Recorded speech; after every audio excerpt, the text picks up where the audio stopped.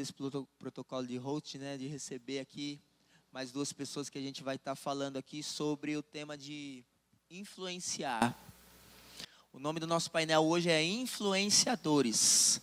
Então eu vou estar aqui, a gente vai estar aqui discutindo um pouco sobre essa questão de influência, de sermos influenciados e de sermos influenciadores com relação ao mundo e a sociedade, o meio onde nós estamos, amém? Então, eu já queria chamar o Rodrigo, já queria chamar a Ana também, para a gente bater um papo aqui rápido. Gente, o Rodrigo não vai estar aqui porque ele testou positivo para Covid. Então, eu queria que você também guardasse um tempinho na sua casa. Ontem, o irmão Luiz já orou por todos que estão aí nessa questão dessa gripe forte, nessa questão do Covid também. Então, você separe um tempinho aí para estar orando pelas pessoas que você conhece, pelas pessoas aqui da igreja, estar intercedendo, para que Deus venha cuidar, né? Venha estabelecer. Amém, igreja? Amém? Parece que vocês estão diferentes.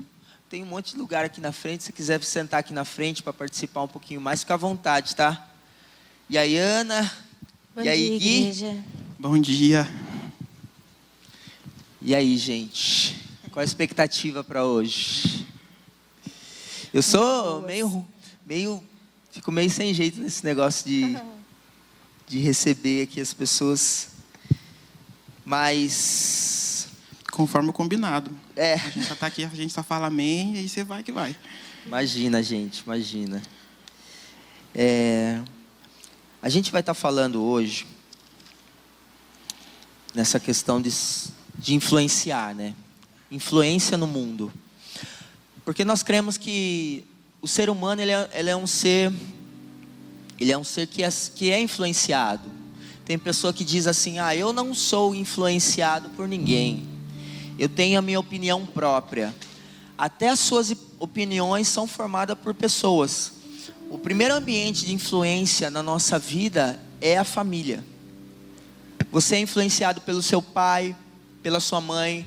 Mas vamos dizer assim que você falar, eu não tive um pai presente. Você é influenciado por uma pessoa ali que você considera que os pensamentos são bons e vão formar os seus pensamentos também. Então, o primeiro ambiente de influência é a família.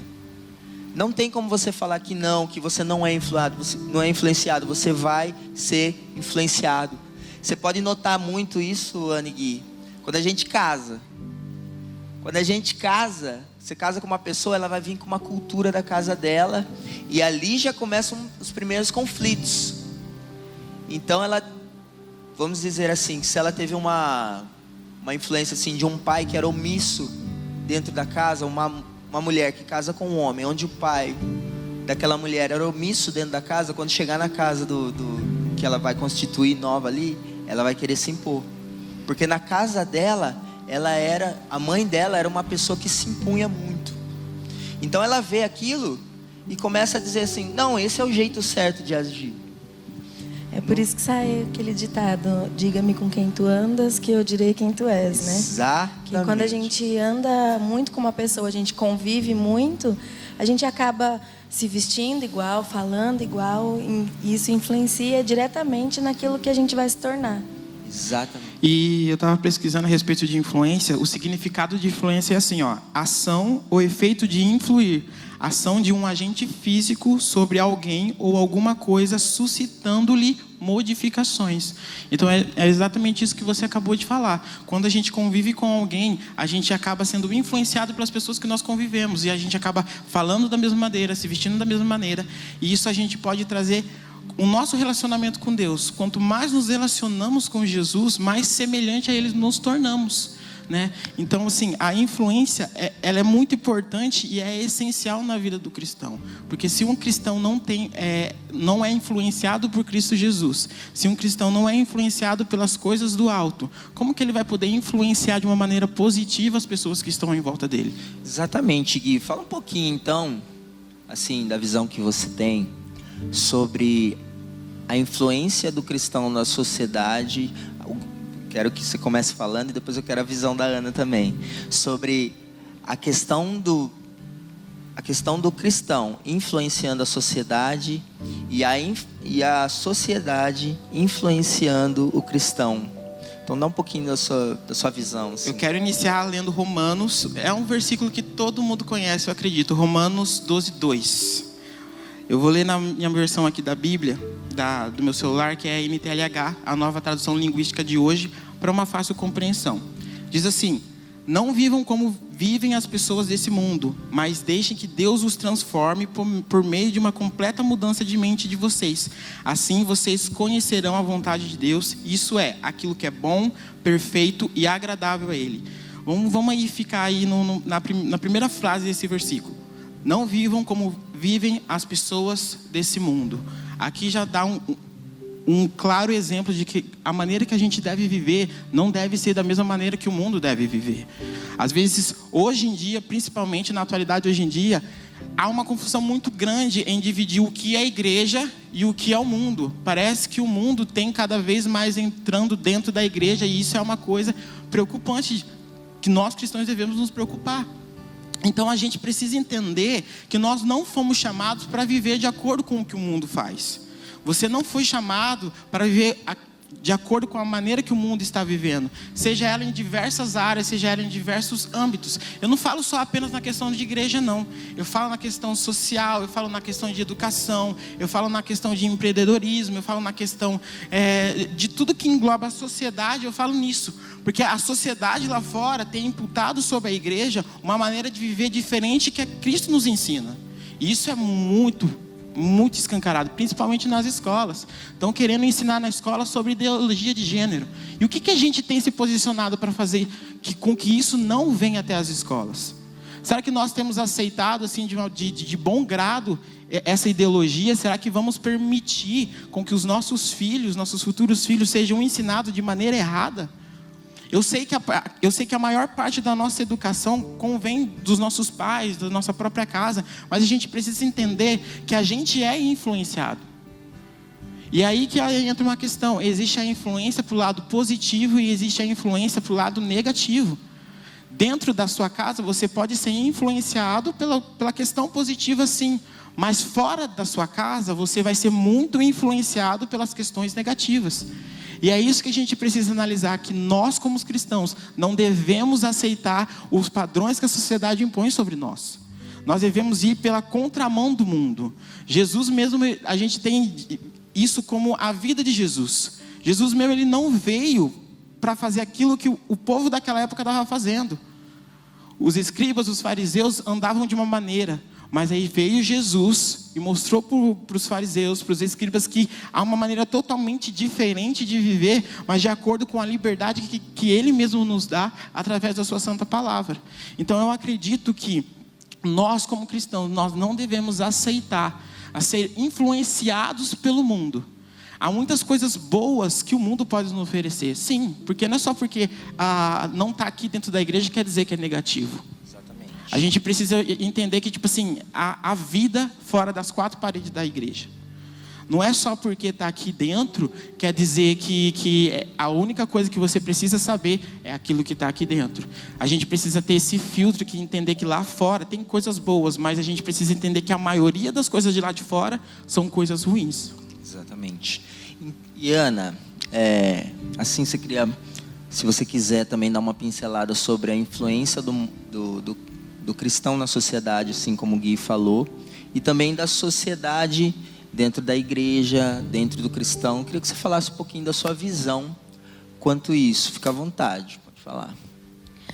Bom, desde que o mundo é mundo, existe coisa errada, né? Exatamente. Desde lá do princípio, desde Adão, que foi a queda do homem, então existe a coisa certa e a coisa errada.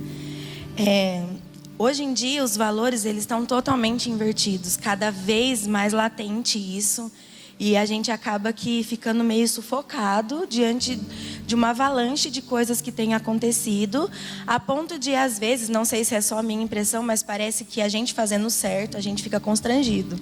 Parece que está errado a gente fazer a coisa certa diante de tanta coisa ruim que tem acontecido. Mas isso é a própria palavra de Deus se cumprindo, porque a Bíblia diz que por se multiplicar a iniquidade, o amor de muitos esfriaria. E sem o amor, a gente vê que muitas coisas ruins começam a acontecer. Porque a base do cristianismo é o amor. E quando não se tem o amor, o nosso coração é mau. A palavra de Deus diz que o coração do homem é enganoso.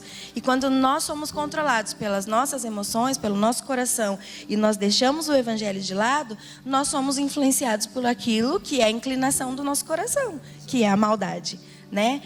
E um versículo que falou muito comigo quando a gente falou sobre esse tema foi o Salmo 1, que é um versículo o qual Deus já deixa para nós um manual do que nós devemos fazer.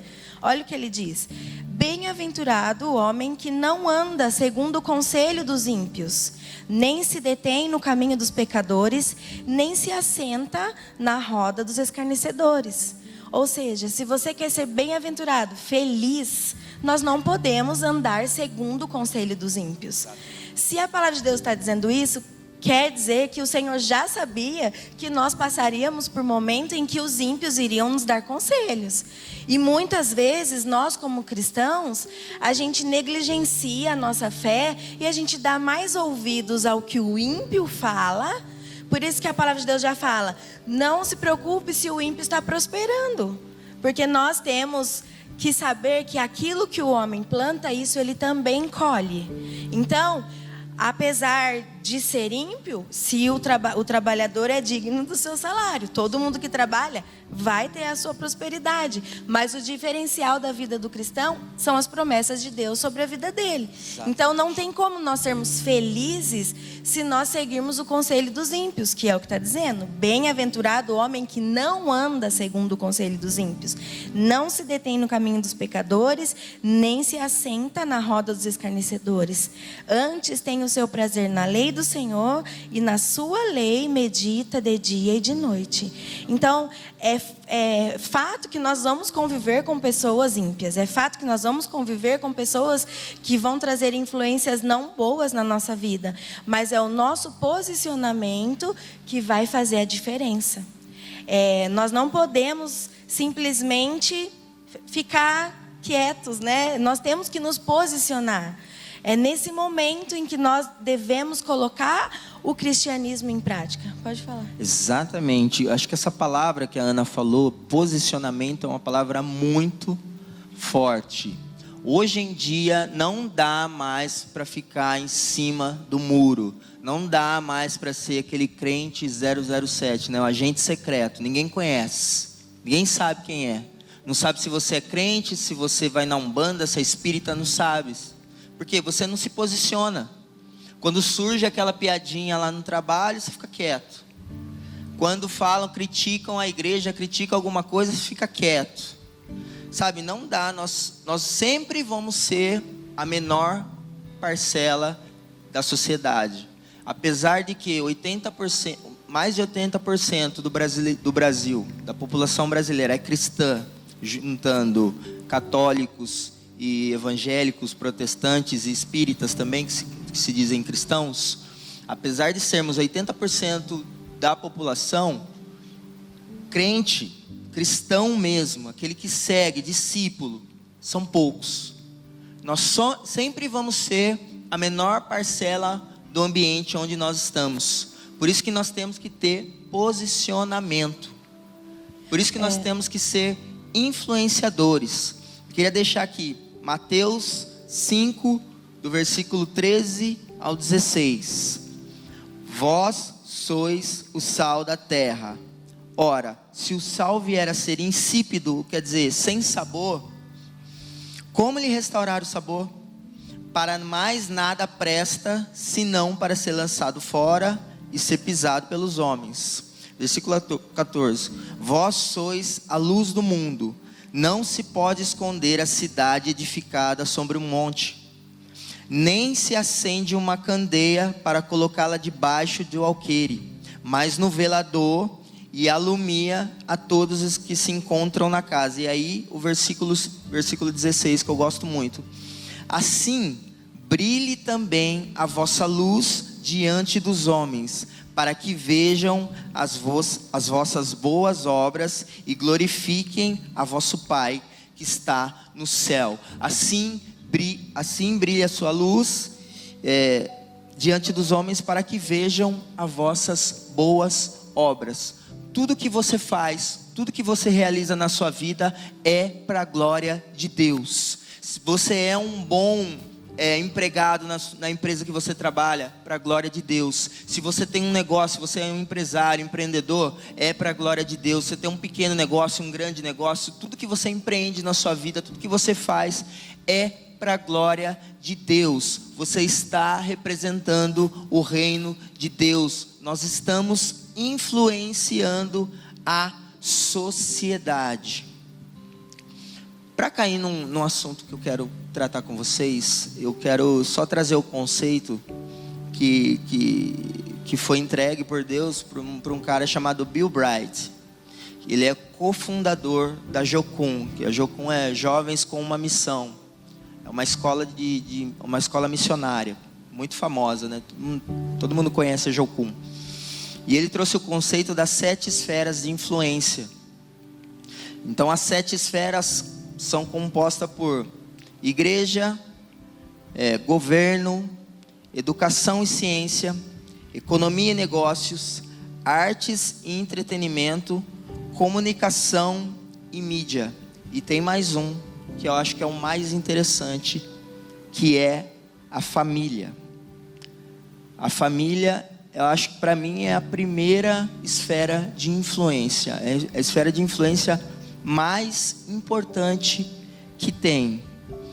Miles Monroe afirma que a base de uma sociedade saudável é uma família sadia. Um dos maiores alvos de ataque do inimigo é a família, e a família também é a primeira linha de defesa de valores e moralidade. Nós estamos, toda a sociedade ocidental, quer dizer, da Europa para cá, é calcada nos valores judaico-cristãos, que é esses valores que a gente segue, que é família, fazer o que é certo diante de Deus. E por que eu estou falando tudo isso? Que eu quero discutir com vocês também sobre família. Eu queria, Rô, tá no ponto aí? Dá para soltar? Queria que vocês vissem esse vídeo aqui.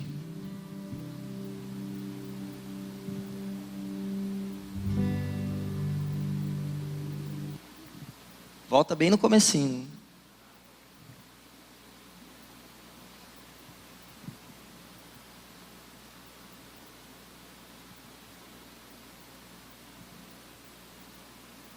Não existe forma revolucionária de fazer família. Ponto. Por quê?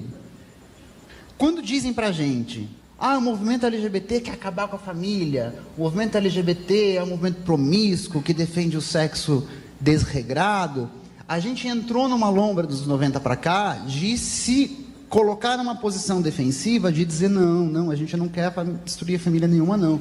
A gente só quer amar, né? Ou não, a gente não tem nada a ver com promiscuidade, não. A gente até casa, a gente até tem filhos, a gente até constitui família. E isso é de um retrocesso político violento, que violenta inclusive a história de constituição do movimento LGBT na América Latina. Violenta a história dos ganhos e lutas feministas na América Latina. Então cabe a radicalização nossa também de afirmar com todas as letras o que é uma estratégia política crítica antissistêmica. Porque vocês querem destruir a família. Sim. Esse tipo de coisa que vocês acabaram de assistir representa aquilo que há de pior no movimento. Vocês escutaram que um representante do movimento LGBT disse, com todas as letras, qual que é um dos objetivos do movimento LGBT? A destruição da família. A destruição do que nós conhecemos como família, do que Deus apresentou para nós como família. Pai, mãe e filhos. O mundo não está de brincadeira, assim como nós aqui não estamos de brincadeira também.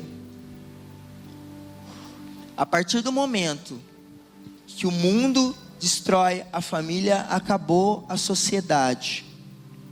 acabou a sociedade como nós conhecemos hoje. Porque a base da sociedade é a família. Por que o alvo dele é a destruição da família? Porque a partir do momento que se destrói a família, o Estado consegue controlar tudo. O Estado, o governo consegue controlar tudo. E querendo você ou não, eu não quero transformar isso aqui num palanque político, mas hoje nós temos um governo que é a favor da família.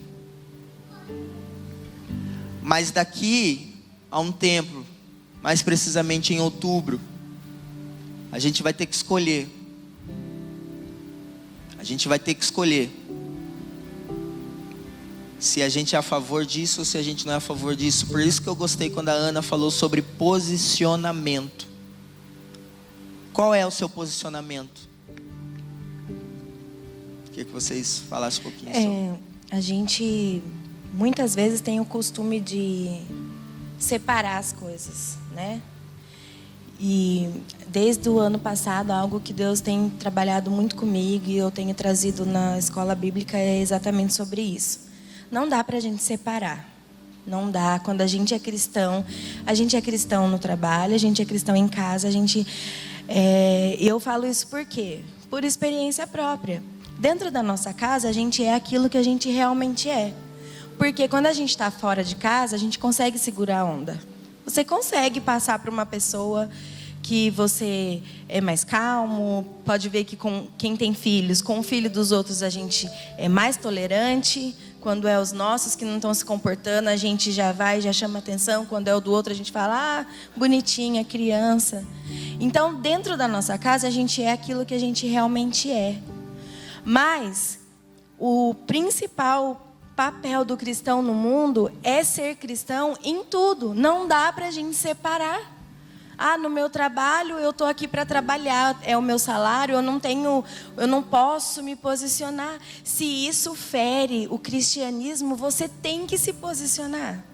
Porque a cultura sempre existiu. Agora, você não pode deixar de usufruir aquilo que Deus deu para você como herança por causa do seu trabalho. E muitas vezes a gente é pego nisso. Porque é fácil ser cristão dentro da igreja, onde todo mundo sai da sua casa já preparado para vir e cultuar a Deus. Nós vamos cantar juntos, nós vamos orar, nós vamos ouvir a palavra e nós vamos embora. Mas o saindo daqui é que vai revelar quem realmente nós somos. E quando nós nos deparamos com situações que ferem o cristianismo, é o momento de ou nós somos influenciadores, ou nós somos influenciados. E Deus não nos chamou para sermos influenciados. Deus nos chamou para sermos influenciadores. Amém. E uma passagem que falou muito comigo foi a da mulher adúltera. Ela foi pega em ato de adultério e a lei mandava que fizesse o quê? Apedrejasse. O pessoal foi tudo em cima de Jesus, levou aquela mulher lá e falou o que para ele? A gente quer ver o que você vai fazer. Eu me sinto muito ali como se nós estivéssemos vivendo hoje no lugar de Jesus. As pessoas querem saber como nós vamos agir diante das coisas. E Jesus ali, a Bíblia fala que ele estava fazendo o quê? Escrevendo na areia. E eu acredito, a Bíblia não fala, mas eu acredito muito que quando Jesus escrevia na areia, ele estava procurando a resposta de Deus, né? O que eu vou fazer agora? Como que eu vou agir? Porque a lei realmente manda que apedreje. E aí Jesus fala o quê? Se alguém aqui não tem pecado, que atire a primeira pedra. Ele se posicionou. A resposta de Jesus ali poderia mudar tudo. Ele poderia dar vazão às pessoas, porque realmente a lei falava aquilo. Então cumpra-se a lei. Apedreja ela, mata e acabou. Mas não, ele se posicionou e mostrou para que ele veio. Ele veio para mostrar que há perdão para os pecadores. Seja eles aquela mulher adúltera ou desde o mais novo até o mais velho que estava com a pedra na mão já para apedrejá-la. Então eu acredito muito nisso, que nós não podemos separar, não tem como nós separarmos. Nós somos cristãos em todos os lugares em que nós estivermos, e as pessoas, o mundo, eles esperam de nós um posicionamento. E muitas vezes a gente faz, como o Fê falou, a gente se omite, a gente fica quieto, a gente decepciona. Às vezes o mundo, a partir do momento que você fala que você é cristão, mudou. O foco está todo em você. E eles sempre vão esperar um posicionamento seu. Ou para falar, nossa, é isso mesmo, ou para te criticar. Você não é crente? Aconteceu isso comigo no escritório que eu trabalhava. Eu disse que eu era cristão, pronto, virei. A partir daquele momento, eles estão olhando você, qualquer movimento seu em falso, eles vão apontar o dedo para você. Porque muitas vezes eles se sentem criticados, vamos dizer assim, porque eles se dizem cristãos, só que não seguem a Bíblia. Então eles acreditam em Deus, acreditam em Jesus, mas eles não querem seguir a Bíblia. E a gente segue a Bíblia. E isso ataca eles. Eles estão doidos para dizer assim que nós somos hipócritas, porque a gente fala uma coisa e não faz. Então você tem que ser coerente, tem que se posicionar, né, Gui? Eu acho assim que uma das piores coisas que o cristão pode ouvir na vida dele é quando você vai se declarar que você é um cristão e a pessoa olha para você e fala assim: você é crente? Eu acho que é uma das piores coisas que um cristão pode ouvir. Porque através dessa reação da pessoa, já demonstra que você já fez errado. Quando você se denomina crente, quando você é convicto assim, não, eu sou cristão, as pessoas têm que olhar assim, não, é verdade. Porque aquilo que você fala condiz com aquilo que você é. Você dá bom testemunho, você dá bom exemplo, você tem uma boa conduta, você não está na roda dos escarnecedores, você faz as coisas certas, você anda na linha. Então, quando uma pessoa... Sim, que você se declara que você é cristão e uma pessoa chega em você e fala assim: mas como assim você vai para a igreja? Mas você é crente? É sinal que a gente tem que voltar do início, tem que voltar tudo, tem que pedir perdão para Deus e reavaliar a nossa conduta como cristão. Eu queria ler Tito 2, que quando a gente começou a falar, já me veio esse na cabeça. Eu queria ler Tito 2, só deixa eu abrir aqui rapidinho, que fala muito sobre isso. Eu vou ler na minha versão aqui, que eu achei muito interessante essa versão. Tito 2. Eu vou ler o capítulo inteiro. São 15 versículos, mas vai ser rapidinho. Diz assim: mas você, Tito, ensine o que está de acordo com a doutrina verdadeira. Ensine os mais velhos a serem moderados, sérios, prudentes e firmes na fé, no amor e na perseverança. Aconselhe também as mulheres mais idosas a viverem como devem viver as mulheres dedicadas a Deus. Que elas não sejam caluniadoras nem muito chegadas ao vinho. Que elas ensinem o que é bom, para que as mulheres mais jovens aprendam a amar o marido e os filhos, e a serem prudentes, puras, boas donas de casa e obedientes ao marido, a fim de que ninguém fale mal da mensagem de Deus. Aconselhe também os homens mais jovens a serem prudentes. Você mesmo deve ser em tudo um exemplo de boa conduta. Seja sincero e sério quando estiver ensinando. Use palavras certas para que ninguém possa criticá-lo e para que os inimigos fiquem envergonhados por não terem nada de mal a dizer a nosso respeito. Aqui Paulo fala para Tito, dando alguns conselhos que ele deveria falar para o povo. E um principal conselho que Paulo fala para Tito é assim, seja primeiro você um exemplo, para que os inimigos de vocês não venham questionar a conduta de vocês, para que a gente não seja envergonhado em cima disso.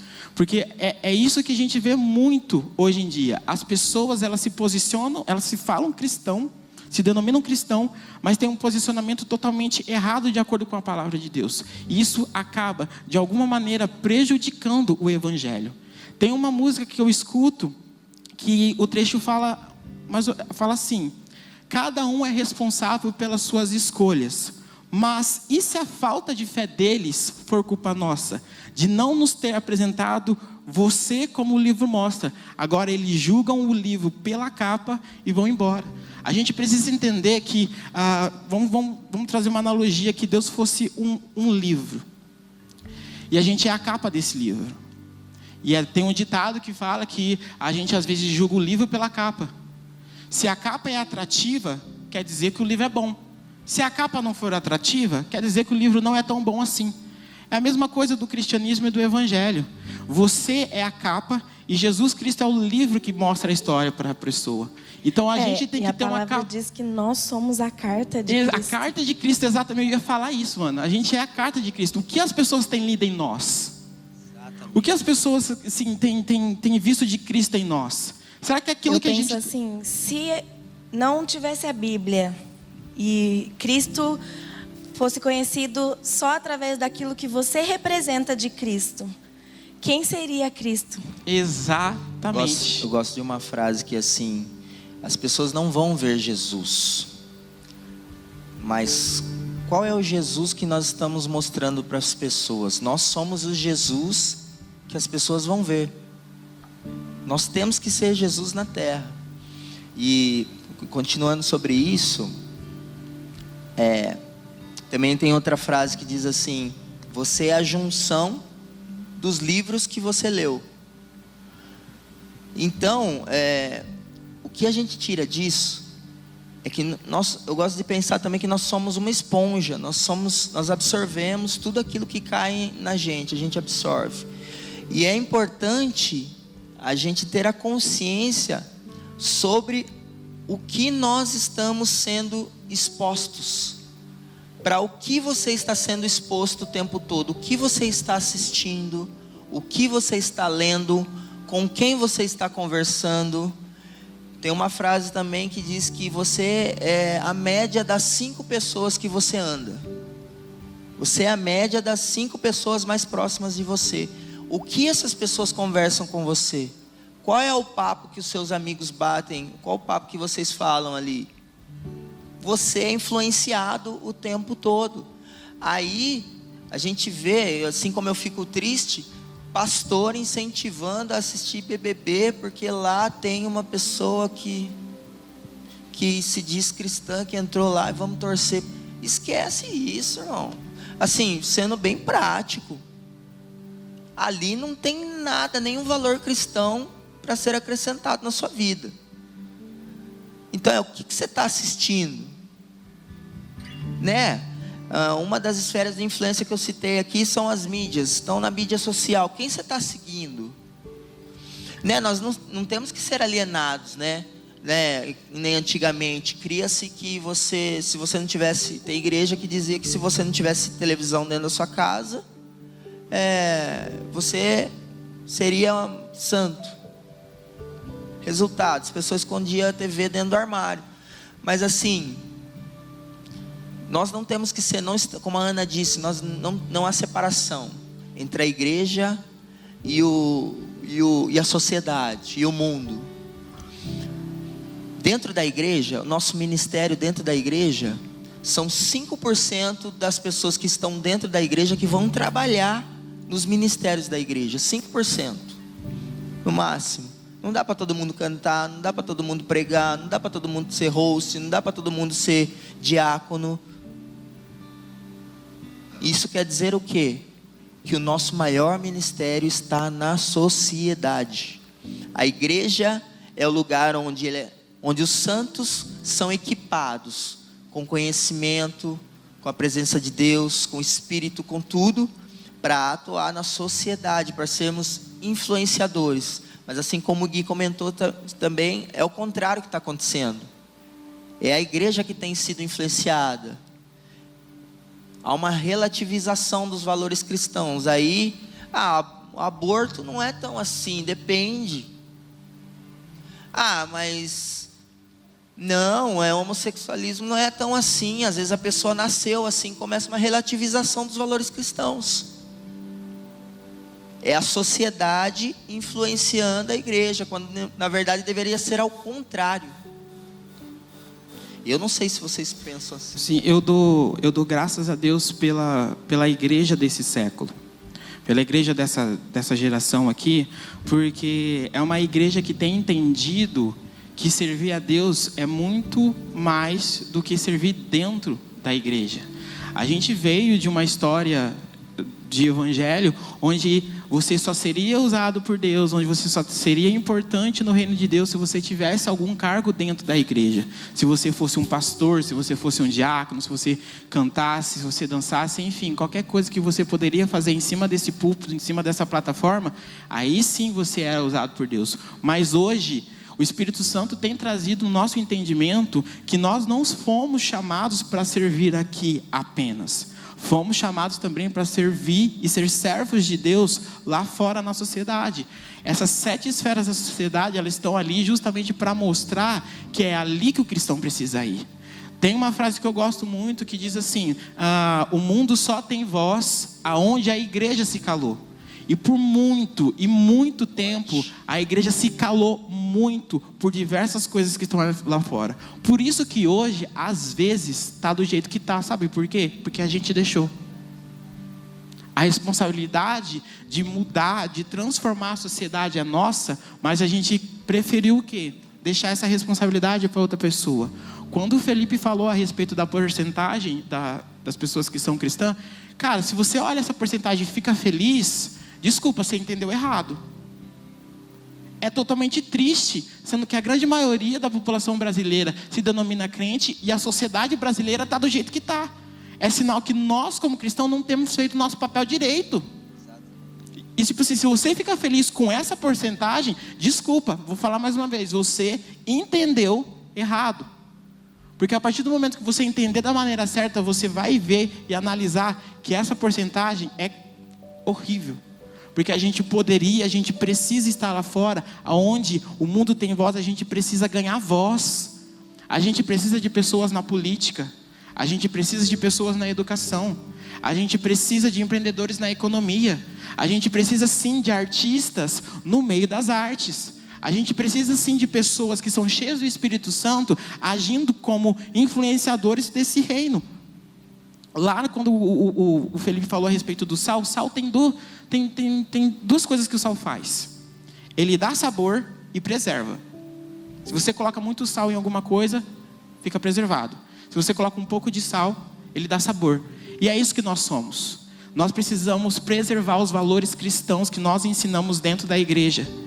E transformar esses valores, colocar sabor nas coisas que estão fora da igreja. Então eu quero trazer nessa manhã que você abra um pouco a sua mente nessa questão. Então a Hayashi falou uma coisa que foi o Felipe mesmo que até comentou, que de 10, um cristão vai servir dentro da igreja. E os outros 9 vai fazer o quê? O que os outros 9 vai fazer? Vai ficar só sentado? Nada contra ficar só sentado adorando a Deus, é muito bom.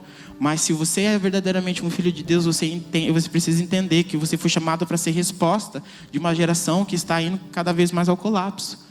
Então não importa onde você esteja, não importa o que você faça cheio do Espírito Santo para você transformar a sociedade.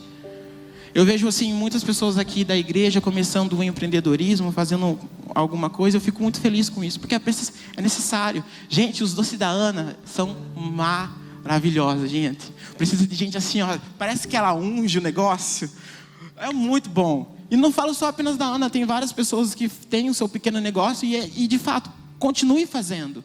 Faça cheio do Espírito Santo e fique ali fazendo com toda a autoridade que o Espírito Santo deu para você. Porque é necessário que a gente se posicione. Porque se a gente não se posicionar, alguém vai. Sabe aquela questão de 2 corpos não ocupam o mesmo lugar? É isso. Se a sociedade, se o mundo, se os valores do mundo têm ocupado a sociedade, é sinal que a igreja não está lá. Então a gente precisa entender que a gente precisa estar lá. Jesus mesmo falou: ide e pregai o evangelho a toda criatura. Ide, vai embora, sai, vai fazer alguma coisa. Nosso pastor insiste muito nisso. Faz alguma coisa, cristão. Não espere você receber um cargo às vezes dentro da igreja, porque às vezes você não vai receber. E você vai ficar esperando até quando para você poder fazer alguma coisa? Tem gente que tem sim cargos e continue fazendo. Faça com excelência. Mas e você que não tem? Você vai esperar cair de bandeja no seu colo?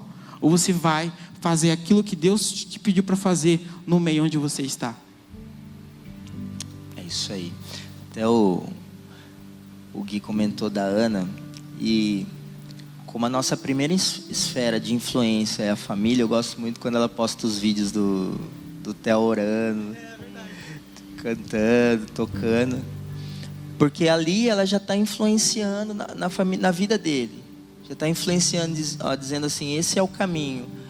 Assim como a Bíblia diz, ensina a criança o caminho que se deve andar, e quando ela crescer, ela não se desviará dele. Até quando o Gui falou, eu comecei a pensar exatamente nisso, que como os nossos filhos são influenciados já desde pequenos. Uma das coisas que foi mais recente assim na vida do Theo, por exemplo, foi o Halloween. Na escola dele, a semana toda foi o desenho de Halloween, e a gente em casa ensinando: não, filho, a gente não comemora isso, a gente é cristão, a gente não acredita na morte, a gente acredita na vida. E aí ele chegava nos lugares: mãe, mas olha aqui, tá enfeitado, o mercado tá enfeitado, mãe, e agora? E aí a gente fica assim: meu Deus, como é difícil você se posicionar e você ensinar uma criança que talvez não tem maturidade para isso, né? E outra coisa que eu acho que é uma linha muito tênue entre o cristianismo e a religiosidade. A gente tem que tomar muito cuidado para a gente não se tornar um mero religioso, porque muitas vezes a gente é muito tendencioso a isso. A gente está aqui, a gente conhece, e quando o Gui falou sobre a gente ter que sair e fazer, realmente a igreja precisa, sim, de serviço, precisa de pessoas que tenham ministério, que trabalham, tudo bem, é a manutenção, né, da igreja, é isso. Mas o mais importante é o que a gente faz fora da igreja. É realmente a influência que a gente tem fora da igreja. Então, quando nós somos meros religiosos, a gente não vai mudar nada ao nosso redor. Que a gente, eu sei, eu sou convertida, eu tô ganha, minha família tá ganha, e tá tudo bem. E isso daí vai fazer com que a gente fique o quê? Um religioso. Hoje é dia de culto, eu vou na igreja, eu vou servir a Deus, vou embora para minha casa. Meus vizinhos que não conhecem, o problema é deles. Deus vai enviar alguém, tem missionário para isso. E não. É a nossa vida, a nossa conduta que vai fazer essa diferença. A pessoa vai olhar para você por diversas vezes. Assim, eu sou uma pessoa... embora não pareça, mas eu sou reservada. Então, na minha casa eu não sou de ficar na rua, não sou de ficar conversando. Mas já aconteceu muitas vezes de acontecer perrengue na minha rua e o meu interfone tocar. Viu? Você pode vir aqui orar e eu ter que sair no meio da madrugada e acontecer alguma coisa. E eu falo, que bom isso, que eles veem Cristo em mim, e num momento de socorro eles lembram, não, vamos lá, ela da igreja, ela vai orar. Então é isso que não estou falando que eu sou melhor que ninguém, imagina, estou falando que é isso que nós devemos ser, que quando as pessoas estiverem passando por dificuldades, por momentos de desesperança, elas se lembrem de nós. Não, aquela pessoa vai ter uma palavra para mim. Por quê? Porque ela serve a Deus. E às vezes, eu lembro muito da parábola do fariseu e do publicano, que estava lá e obrigado Deus, porque eu não sou igual. A gente tem que tomar cuidado para a gente não se colocar muito na posição de só julgar. Isso é certo, isso é errado. Isso é pecado, isso não é pecado. E nós não fazermos isso de fato na nossa vida. Porque daí vem o publicano e fala: Senhor, tem misericórdia de mim. E é assim que nós devemos ser, né? Nós somos influenciadores, mas nós temos que viver de fato. Não apenas conhecer, mas de andar com Cristo. E quando nós andamos com Cristo, é aquilo que volta lá do começo que nós falamos. Isso vai mudar a nossa vida. Jesus, sendo o Filho de Deus, ele não deixou de fazer o que ele tinha que fazer. Ele poderia falar: Deus, eu vou lá então, só vou morrer na cruz e acabou. Não, mas ele teve 3 anos de ministério árduo, de curar as pessoas, de orar para que os demônios fossem embora. Por quê? Para nos mostrar que esse é o nosso papel. Jesus andando no meio da rua, vinha endemoniado, ele fazia o quê? Ah, não, isso não é comigo, chama os discípulos lá, eu vim aqui só para morrer na cruz, eu não vou fazer isso não. Não, Jesus veio para nos mostrar, e o que ele disse? Se vocês crerem em mim, vocês farão as mesmas obras e até maiores. Então esse é o nosso papel no mundo. Nós temos que orar pelas pessoas e elas vão ser curadas. Nós temos que orar e os demônios vão ser expulsos. Ah, isso é só para o pastor, isso é só para quem começa culto. Não, isso é para nós que somos cristãos. Amém. Glória a Deus, é isso. Gente, nós estamos já encaminhando para o final aqui. Eu queria saber se tem alguém que tem algum questionamento, alguma pergunta, alguma dúvida, algum esclarecimento de alguma coisa. Fiquem constrangidos não. Pode levantar a mão que a gente vai. Lau. Vou falar, Lau. Bom dia, queridos. Tá sensacional. Obrigado. Maravilhoso. Dá para glorificar e falar em línguas aqui. Amém. Eu queria ouvir de vocês assim. Tem um versículo assim que eu sou apaixonado por ele na palavra, que está lá em 2 Timóteo 2,4, se a mídia gentilmente projetar. O pessoal vai colocar. Que fala bem na prática, né, como nós devemos nos comportar. Na verdade, a gente vê nos dias atuais, né, que nós estamos numa verdadeira guerra. Eu tive a oportunidade de ver uma entrevista muito interessante do Bial com o Cláudio Duarte, em que ele tentou massacrar, o Bial tentou massacrar, né, os princípios, né, que nós acreditamos, o nosso firme fundamento na palavra de Deus, onde está baseada toda a nossa estrutura da fé nossa, né? E teve um momento em que o Cláudio Duarte, ele disse o seguinte para o Bial, que derrubou toda a tese que o diabo tinha arquitetado. Ele falou: eu, como cristão, é o meu dever conviver em sociedade, é o meu dever também respeitar a opinião das pessoas, mas os meus valores são inegociáveis. Eu não negocio os meus valores, os meus princípios cristãos, aquilo que Deus colocou dentro de mim, são inegociáveis. E esse versículo ele retrata muito bem isso, né? Diz que nenhum soldado em serviço, segundo Timóteo 2,4, se envolve em negócios desta vida. Obviamente que nós nos envolvemos, como vocês estão dizendo, nós trabalhamos, nós convivemos, nós produzimos, nós empreendemos, nós servimos de alicerce, nós somos exemplos, né, para muitas pessoas, nós impactamos vida, nós somos chamados para mudar vidas.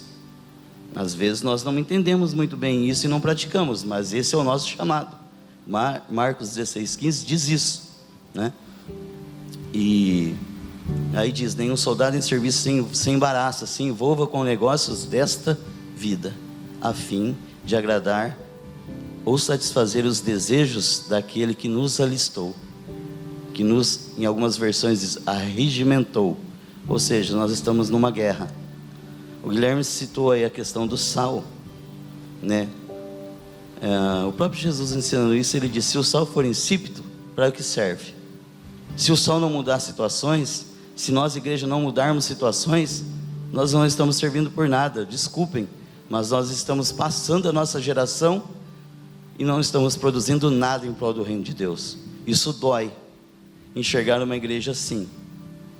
Dói porque nós não estamos ativos, nós estamos sendo permissivos. E o que foi feliz, porque ele falou: se nós salgarmos, nós vamos trazer sabor, mas se nós colocarmos mais sal, nós vamos conservar. A nossa geração tem que deixar um legado. O Fê, a Ana, o Gui, ainda não é pai, eu como pai, os irmãos aqui como pai, nós temos que aprender a nos posicionar.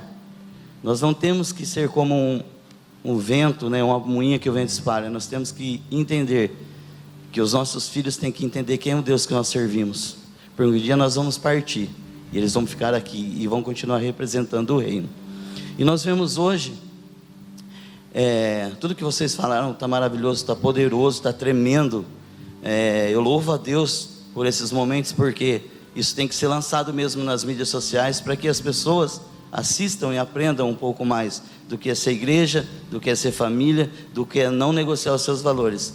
Mas tem uma coisa que me preocupa nesse século 21, porque nós somos chamados para influenciar, mas muitas vezes eu enxergo dentro da casa de Deus, e esse talvez é um problema dos dinossauros da fé, que estão 30, 40 anos e acompanharam várias gerações, é que há 30 anos atrás o nosso posicionamento em relação a algumas coisas era muito mais rígido, e hoje nós somos mais permissivos. Isso é um perigo muito grande. Coisas que antigamente nós não aceitávamos, hoje talvez nós nos pegamos fazendo apologia. Poderia citar alguns exemplos aqui, mas poderia ofender algumas pessoas, e não é essa a intenção. Mas eu quero só colocar no ar, porque são os exemplos mais clássicos, tá? Não sou contra, porque eu acho que o coração do homem é que representa quem ele é, né? O amor, onde está o amor dele. Se está em Deus, ele vai produzir bons frutos. Mas, por exemplo, coisas que antigamente a gente achava que não fazia parte do reino de Deus, hoje nós permitimos com uma facilidade muito grande, né? Então, assim, é um perigo muito grande isso. Então eu queria só ouvir a opinião de vocês. Por exemplo, vou citar um nome, não é para ofender ninguém, gente, tá? Por exemplo, tatuagem. 30 anos atrás nem se discutia isso, entendeu? Eu estava vendo a Taça São Paulo de Futebol Júnior, os meninos de 16 anos, 17 anos já estão com o braço fechado, entendeu? E tem cristãos lá. Então, assim, não estou criticando quem faz, você tem o livre-arbítrio, tá? Não sou careta também, mas só para a gente pensar nisso. Será que se a gente não se posicionar hoje, daqui 20 anos, o homossexualismo não vai estar aqui também e todo mundo vai estar achando normal? É isso que vocês estão falando. Então, assim, nós não podemos perder o temor de Deus. Se vocês quiserem falar alguma coisa sobre isso. Entendi. Existe um ataque contra a igreja, e está principalmente na relativização de alguns princípios bíblicos. Eu vou dar a minha visão, vocês ficam à vontade para falar. Existe realmente uma relativização de alguns princípios. Existem princípios morais que são absolutos, que não muda aqui, não muda. Isso daí é até uma tática do mundo contra a igreja. Existem princípios absolutos que não mudam, tipo, se você chutar um mendigo na rua, aqui no Brasil isso é ruim. Se você chutar lá na Suécia, também vai ser ruim. As pessoas vão falar: por que você está fazendo isso? São princípios morais. Só que existem outros princípios que estão sendo relativizados, falando assim: não é bem assim. Eu creio, na minha visão, que, por exemplo, o exemplo que o Lau deu, não existe previsão bíblica para isso. Então, não há problema para mim. Mas existem outras coisas que realmente existem previsão bíblica, princípios bíblicos que não podem ser mudados. E às vezes estão querendo entrar dentro da igreja. E realmente a gente tem que ficar com o olho aberto. E a gente tem que cada vez mais ter um conhecimento. A Bíblia diz assim que a gente tem que ter um conhecimento necessário para poder defender a nossa fé. Então, muitas vezes, principalmente os jovens, quando chegam na faculdade, eles são muito confrontados e muitas vezes abandonam a fé porque não sabem defender. Não é porque o que a pessoa está falando faz sentido, mas é que ela não sabe rebater o que está sendo perguntado para ela. Semana passada, eu fui confrontado. Uma colega de trabalho, advogada, a gente conversando um pouco, ela virou assim: mas se Deus é bom, por que existe tanto sofrimento no mundo?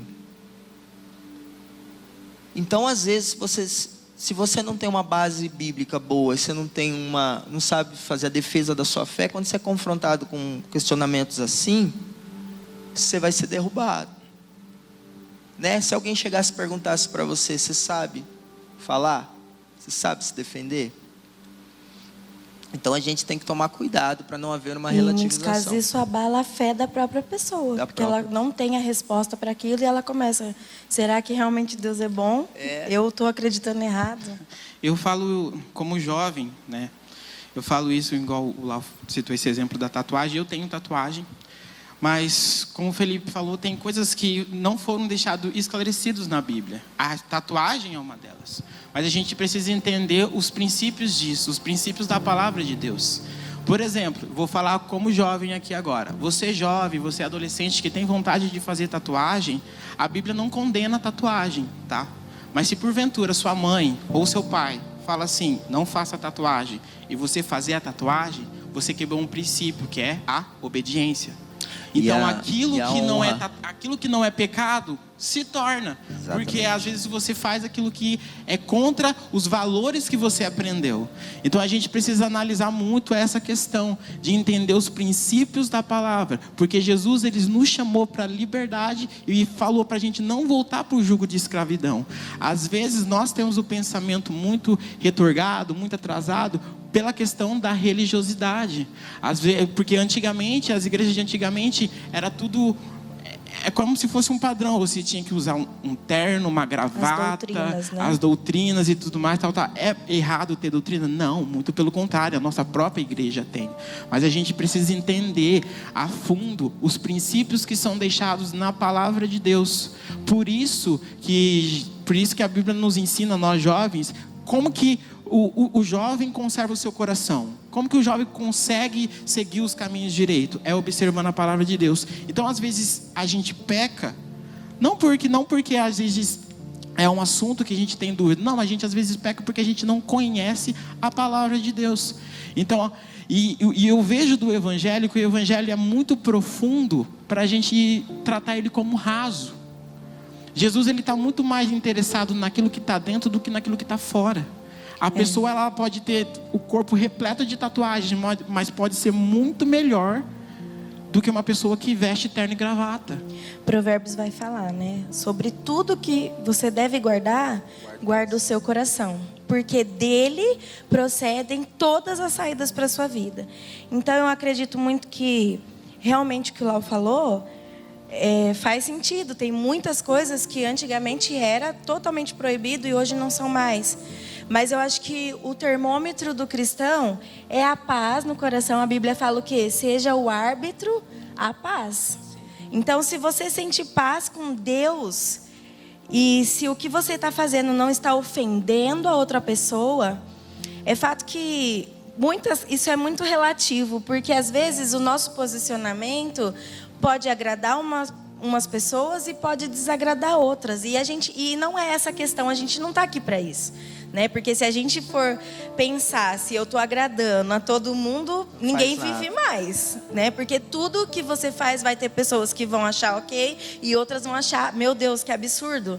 E não é para isso que nós fomos chamados. Nós não estamos aqui para agradar ninguém, mas nós estamos aqui para agradar a Deus. Então, se aquilo que nós estamos fazendo está sendo agradável a Deus, eu não estou ofendendo a Deus, isso é o certo. Eu queria, até separei um versículo aqui para ler, que é Filipenses 4, o 7 e o 8. Eu gosto muito desse versículo e eu uso o título dele como filtro. Eu e a Gi, muitas vezes já demos aula e falamos sobre esse versículo. E eu gosto muito de ler ele. Colocou?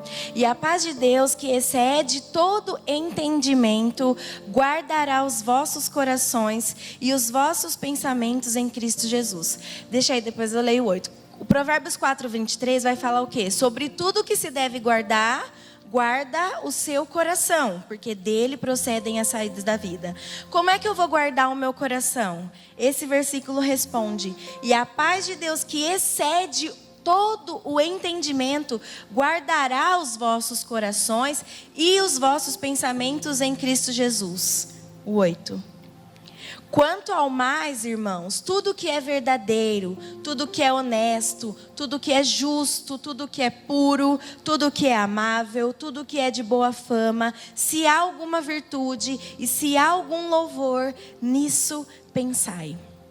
E esse versículo ele fala muito comigo, porque é algo que o nosso coração ele vai ser guardado em Deus, que é a paz de Deus, que ela excede o nosso entendimento. E aquilo que nós devemos fazer antes de agir é o que a palavra de Deus está falando. Pensai. Então, antes de eu tomar uma atitude, eu devo pensar: tem algum louvor nisso? Tem virtude? É de boa fama? Eu vou glorificar a Deus com isso que eu vou fazer? Então, eu penso nisso e então isso é a base para que eu tome atitude. Vou citar o meu exemplo. Quando eu fiz a minha primeira tatuagem, eu demorei 2 anos para decidir que eu ia fazer ou não. Porque eu pensei em várias situações. Como as pessoas iam me olhar? Será que isso vai ferir alguém? Será que isso vai degrenir ou vai fazer alguma coisa contra a pessoa que está próxima? Será que vai atrapalhar a minha comunhão com Deus? Então, tipo assim, eu pensei muito bem antes de tomar alguma atitude. E é isso que a gente tem que fazer. Eu não estou falando aqui dando ao jovem ou a qualquer pessoa aqui dando a legalidade para você fazer tatuagem. Não é isso. Eu estou falando e te direcionando para você buscar de Deus aquilo que Deus quer para a sua vida. Porque aquilo que é para mim, talvez não é para você. E está tudo bem. Porque cada um foi chamado de uma maneira diferente. Eu vejo isso como exemplo de mim. Quando eu fiz a primeira tatuagem, eu pegava ônibus ainda. Aí estava eu um dia no ônibus, o ônibus lotado, aquele horário das 4, das 5, que o ônibus é lotado. Eu estava segurando naquele cano lá e tudo mais, tal, para não cair. E tinha uma pessoa do meu lado. Aí eu estava mostrando a minha tatuagem, né? Que só estava no meu braço, então eu estava mostrando. Aí ela olhou assim, e eu notei que ela estava olhando. Ela ficou olhando minha tatuagem, viu assim. Aí eu fiquei meio constrangido. Falei assim, não, será que aconteceu alguma coisa? Aí quando menos eu espero, ela pegou a Bíblia dela, abriu na passagem que está no meu braço, e eu vi que o semblante dela mudou.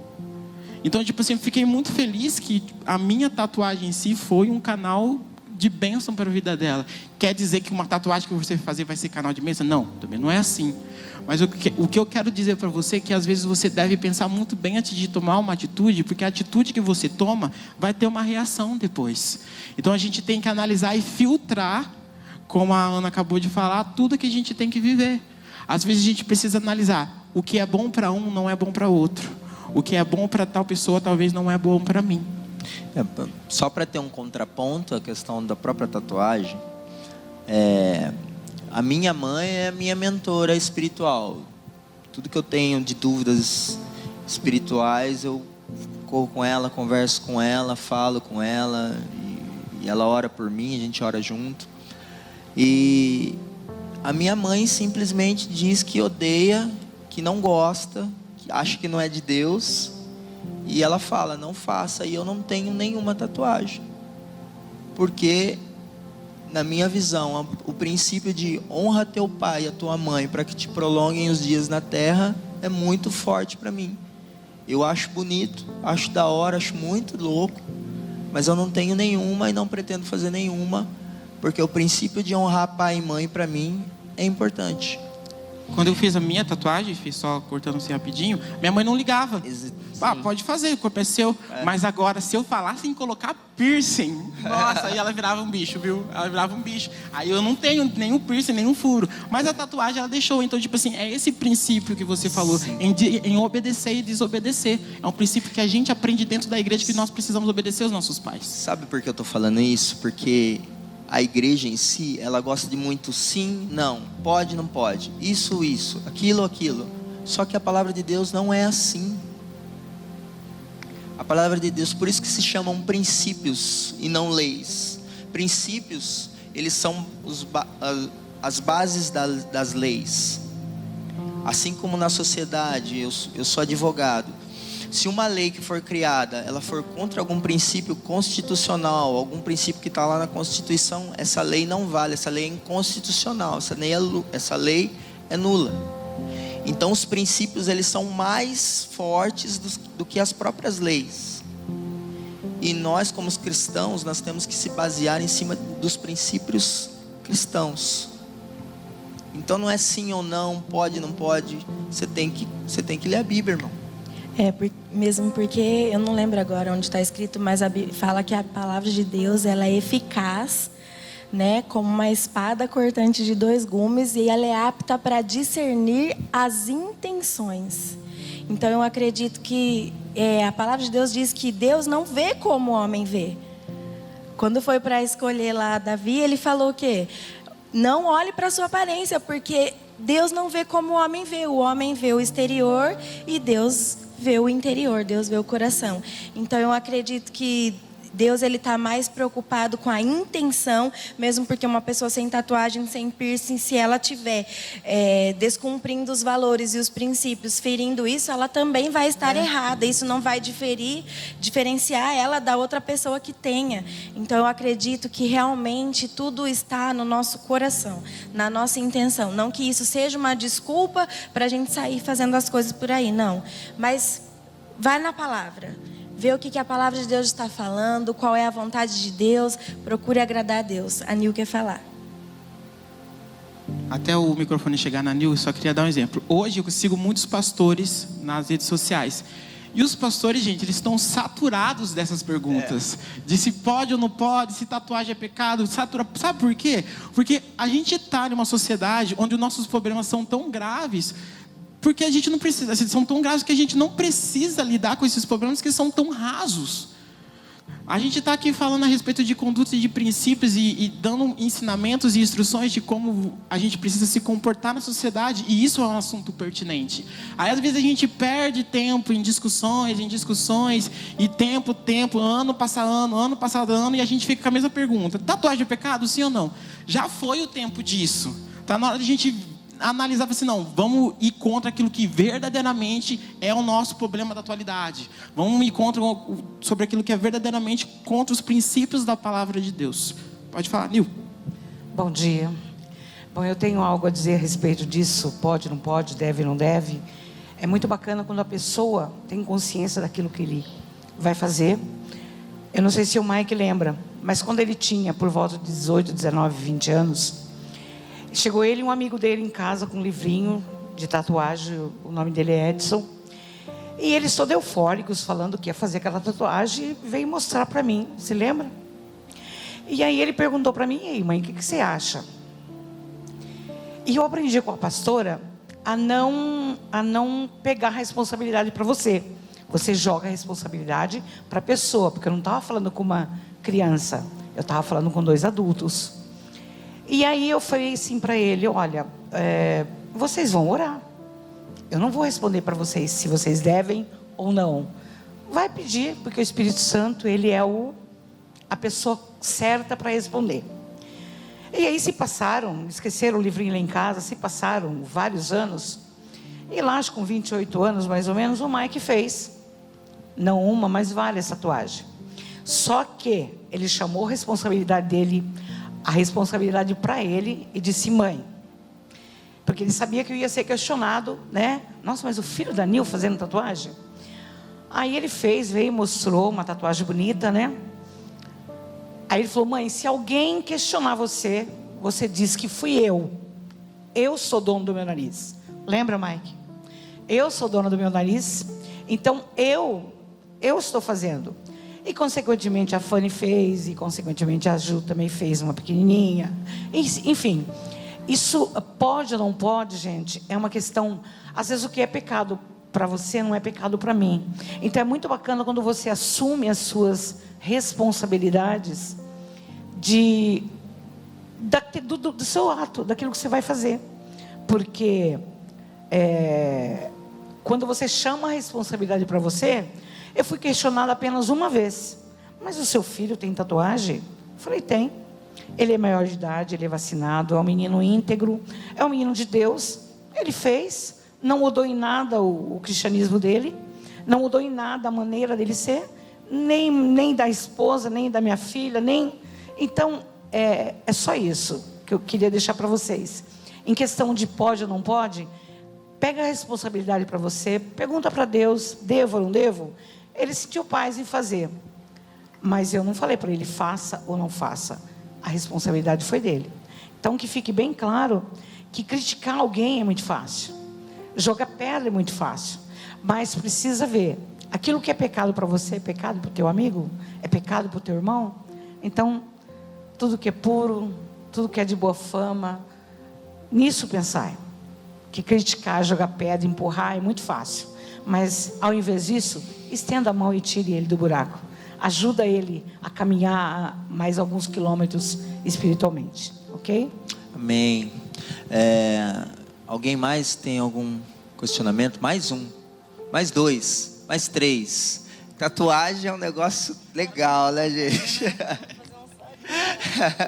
Eu tenho que fazer um painel sobre tatuagem.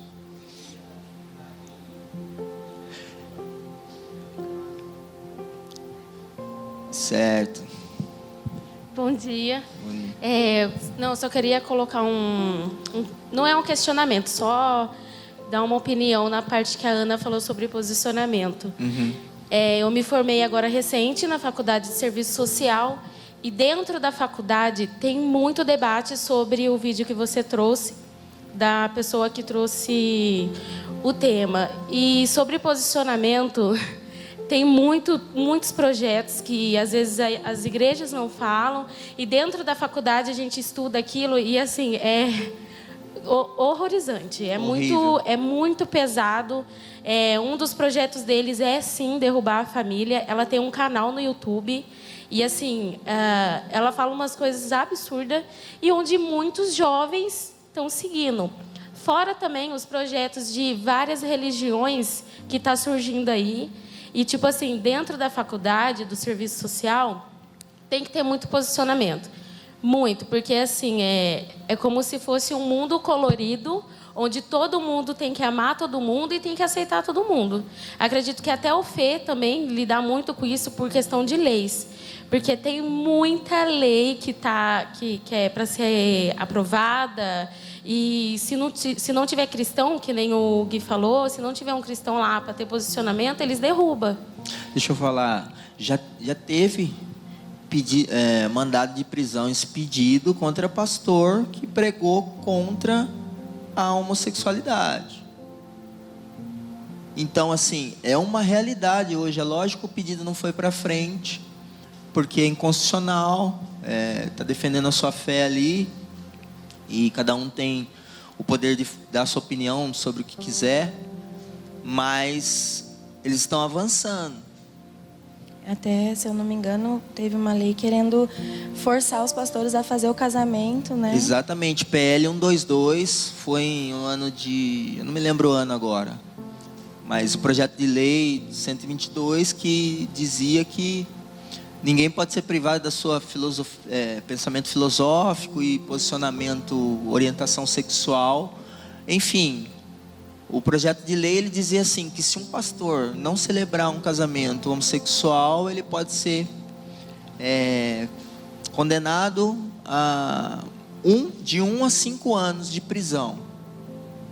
E aí é uma coisa muito louca, porque dentro do direito, no processo civil, se a pessoa é condenada até 4 anos, ela pode ter a suspensão condicional, que ela vai lá, pinta uma escola, entrega uma cesta básica, tudo bem. Mas quando passa de 4 anos, de 5 para cima, ela pode realmente ser presa. Então é tudo engendrado. Então a gente está discutindo coisas assim que não vão para frente, enquanto está acontecendo isso na faculdade. E enquanto que em outros países as pessoas estão sendo mortas por apenas se declarar cristãos. Eu vi nessa última semana uma notícia falando de pessoas que estavam sendo ameaçadas de morte por ter o aplicativo Bíblia no celular. Então, nós vivemos num país onde nós temos a liberdade de sermos cristãos, de andarmos com a nossa Bíblia, de podermos estudar. E eu acredito que nós devemos usar isso para influenciar e trazer o reino de Deus sobre essa terra, para que verdadeiramente o Evangelho seja propagado. E o Evangelho nada mais é do que boas novas, falando que Jesus salva, Jesus cura, Jesus batiza e Ele voltará. E nós precisamos estar preparados para isso. Nós precisamos ter conhecimento para defender o Evangelho de Cristo e não sermos omissos a nada. É importante a gente entender que posicionamento não é falta de respeito. Exatamente. A gente aprende com Jesus a ser respeitador. Então a gente não pode faltar com respeito com um posicionamento que é contra o nosso. E foi até o que Jesus fez com a mulher adúltera. Exatamente. Ele falou aquilo para todo mundo se autoanalisar, mas depois ele falou o que para ela? Vai e não faça mais isso. Não peques mais. Você pode respeitar o posicionamento do terceiro, mas você não pode concordar com o posicionamento do terceiro. É isso que Jesus nos ensina. A gente tem que respeitar, mas não pode ter medo de, não digo desrespeitar, mas você não pode ter medo de ir contra a opinião da pessoa. Posicionamento é aquilo. Mandaram uma pergunta aqui para mim, falando assim: como você definiria um influenciador cristão? Eu acho que o influenciador cristão, apenas ele dando a sua opinião baseado na palavra, ele já está influenciando. Posicionamento, acho que essa é a palavra da manhã.